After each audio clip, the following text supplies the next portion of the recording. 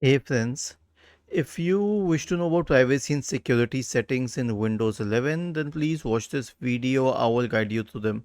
Right click on the start button and select settings. Now go to the privacy and security tab on the list on the left hand side. So it basically has three sections. One is for app permissions, one is for Windows permissions, and one is for security. So security basically means Windows security, which is the same as Windows Defender. They have changed the name. And the other one is to find your device if it is lost. The next one is about Windows permissions specifically for a few features like speech and search and all. Okay, so like online speech recognition is not enabled by default. You have to give permissions.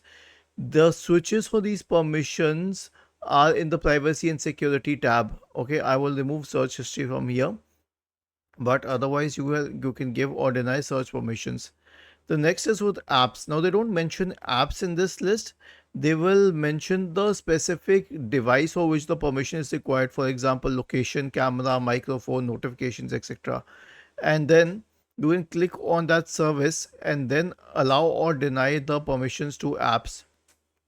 Was this helpful? If yes, then please subscribe to the channel. If not, then let us know in the comment section of the video on how we could help you further. Thank you for watching this video and have a nice day.